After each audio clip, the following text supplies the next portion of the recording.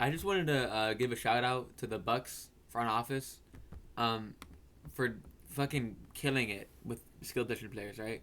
So, the Bucs don't miss. Okay, um, they just draft every small school production profile spectacle darling every single year, like one per year, and they do it without fail in the late rounds, and it's always great. Okay, so let's go in reverse order. Okay, actually no, here let's start from the latest draft. Okay, they drafted Jalen Darden in the fourth round. Okay, um, well, oh no, first off, wide receiver is the second most valuable position per PFF WAR, and the Bucks have a plethora of wide receiver talent, but they keep throwing darts late with late draft capital, and it's always been worth it because wide receiver is so valuable. So spending spending a pick on a high value position late, if they have high upside, is always a good play, right? So the Bucks are really, really, really good, and these guys are like literal spectacles when it comes to like small school production metrics. Okay,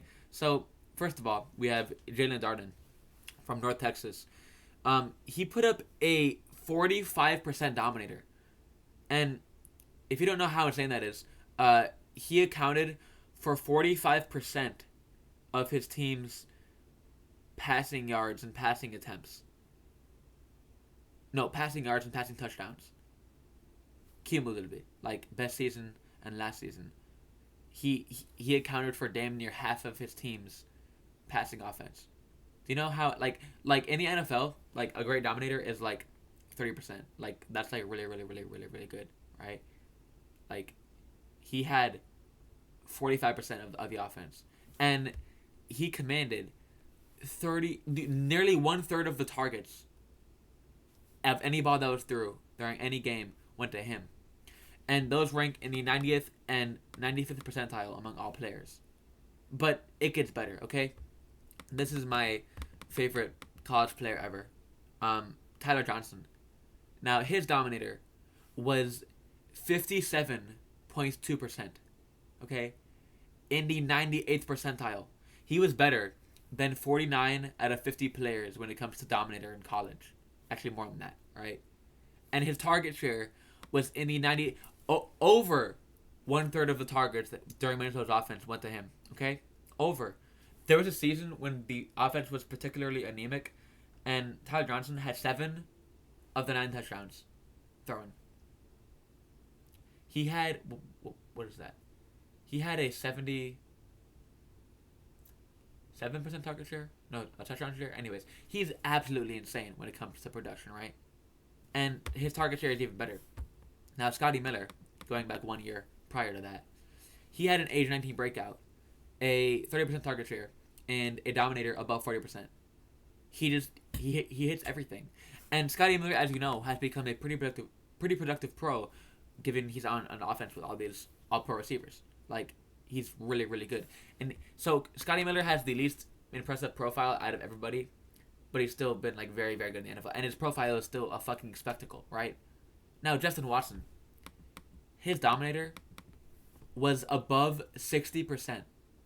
60% of the team's passing offense in his best season and last season combined went to Justin Watson.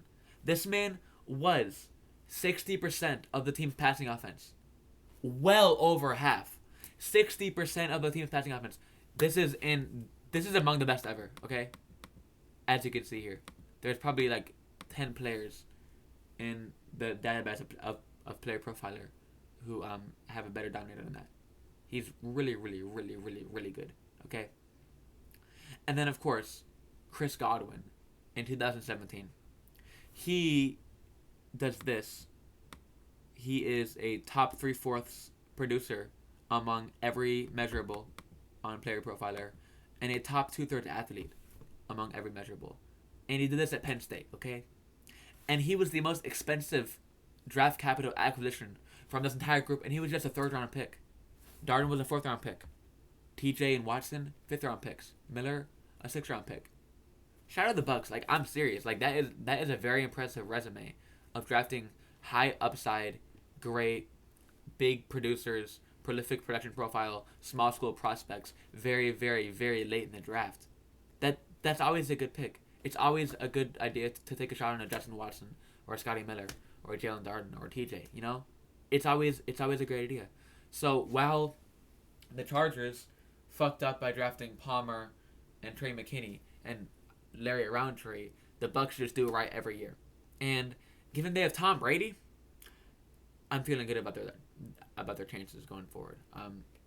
They have a smart front office, especially when it comes to drafting skill position players, and they have a great, the best receiving core I've known for a while. I mean, they have 3 All Pros, and then all these guys who are just like they could be number 3 in like any team they went to. You know, they're all solid.